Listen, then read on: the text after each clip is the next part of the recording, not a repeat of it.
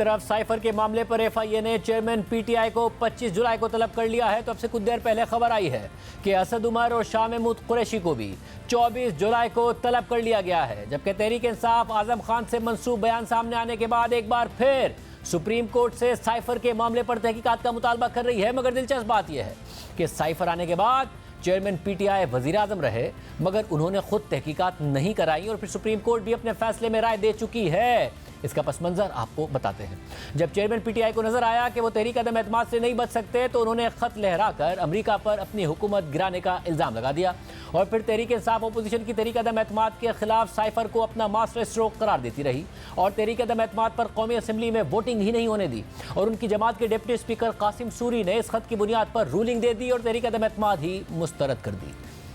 वज़ीर आज़म पाकिस्तान के खिलाफ अपोजिशन ने अदम एतमाद की तहरीक 8 मार्च 2022 को पेश की थी। अदम एतमाद की तहरीक का आइन, कानून और रूल्स के मुताबिक होना जरूरी है। किसी गैर मुल्की ताकत को यह हक नहीं कि वो साजिश के तहत पाकिस्तान के अवाम की मुंतखब हुकूमत को गिराए। वज़ीर कानून ने जो नुकात उठाए हैं वो दुरुस्त है, वैलिड है। लिहाजा मैं रूलिंग देता हूँ कि अदम एतमाद की करारदाद आइन और कौमी मुख्तारी व आज़ादी से मुनाफी है और रूल्स और ज़ाब्ते के खिलाफ है। ये करारदाद में मुस्तरद डिसअलाउ करने की रूलिंग देता हूँ। ईवान की कार्रवाई रोक की जाती है। फरमान में इस्लामी जमहूरिया पाकिस्तान के दस्तूर के आर्टिकल 54 की शिक 3 के तहत तजवीज़ करदा इख्तियारात को बरबेकार लाते हुए कौमी असम्बली का जुमा 25 मार्च 2022 को तलब करदा इजलास इसके काम के इख्तिताम पर बाज़रिया हाज़िर बर्खास्त करता हूँ। हज़रत कैसर, स्पीकर कौमी असम्बली।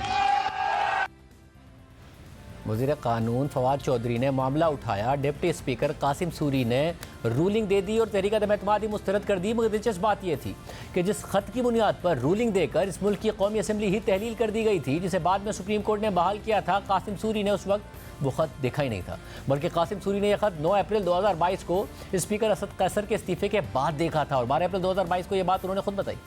बहरहाल जब चेयरमैन पीटीआई खुद वजीर आजम थे तो उन्होंने इस हवाले से कोई तहकीकात नहीं कराई, मगर आज फिर तहरीक इंसाफ सुप्रीम कोर्ट से तहकीकात कराने का मुतालबा कर रही है। हालांकि सुप्रीम कोर्ट साइफर की बुनियाद पर डिप्टी स्पीकर कासिम सूरी की तरफ से तहरीक अदम एतमाद को मुस्तरद करने और फिर वजीर आजम चेयरमैन पीटीआई की एडवाइस पर सदर डॉक्टर आरिफ अलवी की तरफ से असम्बली तहलील करने पर अपना फैसला दे चुकी है और इस पूरे अमल को गैर आइनी करार देते हुए साइफर और साजिशी बयानिए पर भी अपनी राय दे चुकी है। सुप्रीम कोर्ट के 5 रुकनी बेंच ने मुत्तफिका फैसला जारी किया था, जिसमें chief justice Umar Ata Bandial, justice Ijazul Ahsan, justice Munib Akhtar, justice Mazhar Alam Miankhel और जस्टिस जमाल बंदू खेल शामिल थे। सुप्रीम कोर्ट ने अपने फैसले में लिखा कि एक अहम मसला जिस पर हुकूमती वकला ने अपने दलाइल दिए वो साइफर का पैगाम था, जो कि एक पाकिस्तानी सफीर की तरफ से 7 मार्च को वजारत खारजा को भेजा गया। साबिक हुकूमत के वकला के मुताबिक साइफर से यह साबित हुआ कि वजीर आजम के खिलाफ तहरीक अदम एतमाद बैरूनी रियासत के कहने पर लाई गई। यहाँ इस बात को नोट किया जाता है कि समाअत के दौरान वकला की तरफ से अदालत को यह साइफर नहीं दिखाया गया, बल्कि इसका कुछ हिस्सा डिप्टी स्पीकर की रूलिंग की हिमायत में जाहिर किया गया था।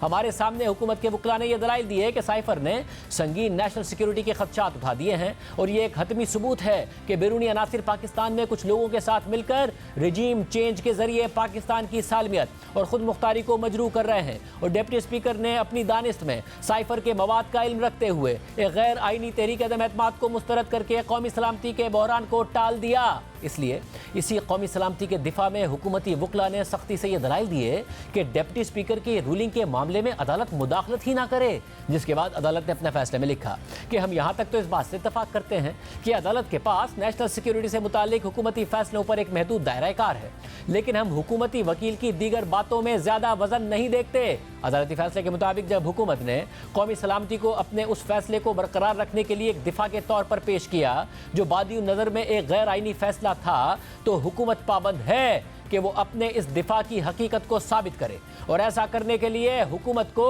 सबूत पेश करने होंगे ताकि वो कानूनी जांच पड़ताल से बच सके। यह मामला था जो कि अदालत ने तहरीक इंसाफ की हुकूमत पर उठाया। अदालत ने आगे लिखा कि लेकिन यहाँ हुकूमत ने कौमी सलामती और बैरूनी मुदाखलत के दावे के दिफा का सारा केस सिर्फ साइफर पर रख दिया, जिसका मवाद ना हमें दिखाया गया और ना ही कौमी असम्बली के अराकीन को, जिन पर इल्ज़ाम है कि वो इस बैरूनी साजिश में मुलविस थे। ना ही कोई दीगर सबूत हमारे सामने या कौमी असम्बली के सामने रखे गए, ना ही कौमी असम्बली के अराकीन के नाम की तफसीलात दी गई जिन पर साजिश और दीगर अराकीन या सियासी जमातों को तहरीक अदम एतमाद के हक में वोट देने के लिए मुबैना लालच या जबर इस्तेमाल करने का इल्ज़ाम है। अदालती फैसले के मुताबिक डिप्टी स्पीकर ने अपोजिशन जमातों के अराकीन से मुतालिक जो तासुर दिया था कि वो वजीर आजम के खिलाफ साजिश में मुलविस हैं, हैं और इस हवाले से उन्होंने जो तफसीली वजूहात बताई थी उनमें इबहाम है। डिप्टी स्पीकर की तफसीली वजूहात में इस बात का एतराफ़ किया गया था कि अपोजिशन रहनुमाओं के खिलाफ इल्ज़ामात को तहकीकात की ज़रूरत है और डिप्टी स्पीकर की इस ऑब्जर्वेशन से इस बात का एतराफ़ होता है कि जो मवाद उन्हें दिखाया गया था वो या तो ना मुकम्मल था या ना काफ़ी था। ये बात इस चीज़ से भी जाहिर होती है कि डिप्टी स्पीकर ने तहरीक अदम एतमाद से मुतालिक मुख्तलिफ तारीखों का हवाला तो दिया लेकिन पाकिस्तान से किसी शख्स का नाम नहीं लिया जो इस मुबैना साजिश में मुलव्विस थे। और मुमकिन है कि यही वजह हो कि डिप्टी स्पीकर ने इस हवाले से जामे तहकीकात की सिफारिश की ताकि वज़ीर आज़म और वज़ीर कानून के इस मौक़िफ़ की तस्दीक हो सके कि हुकूमत के खिलाफ अपोजिशन जमातों की मदद से बैरूनी साजिश चल रही थी। लेकिन 7 मार्च 2022 को साइफर मिलने के बावजूद इसमें मौजूद मालूमात की हुकूमत ने तहकीकात नहीं करवाई और ना ही 28 मार्च और 31 मार्च को होने वाले कौमी असम्बली के इजलास में इसके मवाद की तरफ इशारा किया गया और ना ही अपोजिशन जमातों के खिलाफ लगाए जाने वाले इल्ज़ामात उनके सामने रखे गए। और ये सिर्फ उस वक्त हुआ जब 3 अप्रैल को तहरीक अदम एतमाद ऑर्डर ऑफ द डे के मुताबिक वोटिंग के लिए असेंबली में फिक्स हुई तो वजीर कानून फवाद चौधरी ने पहली दफा ये मामला कौमी असेंबली में उठा दिया और डिप्टी स्पीकर से कहा गया कि वो तहरीक अदम एतमाद की आईनी हैसियत पर फैसला कर दें।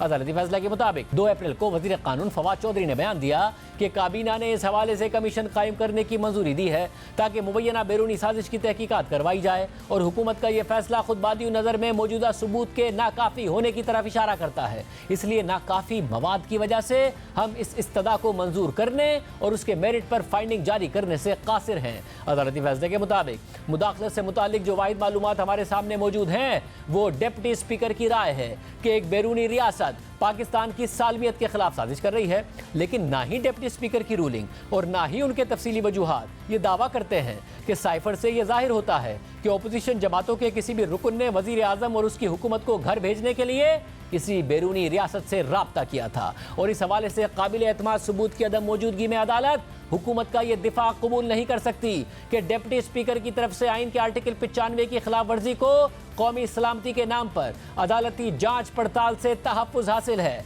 अदालती फैसले के मुताबिक आर्टिकल 95 के तहत डिप्टी स्पीकर के पास 28 मार्च के बाद 7 दिन थे कि वो तहरीक अदम एतमाद पर वोटिंग कराते, जिससे उन्हें 4 अप्रैल तक वक्त मिला। इसलिए जब वजीर कानून फवाद चौधरी ने 3 अप्रैल को साइफर से मुताल्लिक बात की तो डिप्टी स्पीकर के पास मौका था कि वो साइफर के मवाद और उसके असरात से मुताल्लिक कौमी असम्बली में बहस करवाते, लेकिन किसी भी रुकन असम्बली को सुने बगैर डिप्टी स्पीकर ने सिर्फ वजीर कानून के इल्जामात पर तहरीक अदम एतमाद को ही मुस्तरद कर दिया। और ऐसा करते वक्त डिप्टी स्पीकर ने न सिर्फ आर्टिकल 95 की शिकों को नज़रअंदाज किया बल्कि आर्टिकल 5 से मुतालिक भी रूलिंग दी जो उनके दायरा कार से ही बाहर था। और ये बात इस मामले से अलग है कि अपोजिशन जमातों के उन अराकीन को सुना ही नहीं गया जिन पर रियासत से गद्दारी के इल्जामात लगाए गए थे। अदालती फैसले के मुताबिक हुकूमत का यह मौक़िफ़ कि अदालत कौमी सलामती के दिफा और पाकिस्तान की सालमियत की खिलाफ वर्जी के इल्जामात का खुद नोटिस ले, इसकी कोई नज़ीर मौजूद नहीं है और सबूतों की अदम मौजूदगी में अदालत के पास इंक्वायरी के आगाज़ का दायरा कार ही नहीं है। और जहाँ तक स्पीकर की तरफ से तहरीक अदम एतमाद को मुस्तरद करने का मामला है तो ना ही आइन और ना कौमी असम्बली के रूल्स स्पीकर या डिप्टी स्पीकर को यह अख्तियार देते हैं कि वो तहरीक अदम एतमाद को नाकाबिल समात करार देकर एक रूलिंग के जरिए मुस्तरद कर दें। आर्टिकल 95 और रूल 37 तहरीक अदम एतमाद से मुतालिक मैंडेट देते हैं और ये बात साफ हो जाती है कि वजीर आज़म के खिलाफ तहरीक अदम एतमाद को मुस्तरद करने और असम्बली के इजलास को ख़त्म करने की डिप्टी स्पीकर की रूलिंग गैर कानूनी थी। यानी सुप्रीम कोर्ट पहले ही राय दे चुकी है। यानी ना तो सुप्रीम कोर्ट ने साजिशी कहानी को दुरुस्त माना और ना ही पाक फौज इसकी तस्दीक कर रही थी, बल्कि तहरीक इंसाफ से ताल्लुक़ रखने वाले सदर मुमलिकत डॉक्टर आरिफ अलवी भी कह चुके हैं कि मैं साजिश के हक़ाइक़ से मुत्तफ़िक नहीं हूँ, इसलिए चीफ जस्टिस ने तहक़ीक़ात के लिए कहा। और जब अमरीकी साजिश बयानिया झूठा साबित हुआ तो खुद चेयरमैन PTI ने अमरीकी वफ़द से मुलाकातें शुरू कर दी। PTI के दीगर रहनुमा अमरीकी हुक्काम से मिलने लगे, अपना मुआशी प्लान पेश करने लगे। अमरीका में तहरीक इंसाफ के बेहतर तासुर और ताल्लुकात की बेहतरी के लिए $25,000 माहाना पर PR फर्म को भी हायर किया गया। और फिर चेयरमैन PTI कहने लगे कि 2 तरफा ताल्लुकात में मसले आते हैं और हल हो जाते हैं। इसका ये मतलब नहीं है कि कुट्टी हो गई है। और अब चेयरमैन PTI अमरीकी सियासतदानों और हुकूमत से अपने हक़ में बयान देने के मुतालबात कर रहे हैं।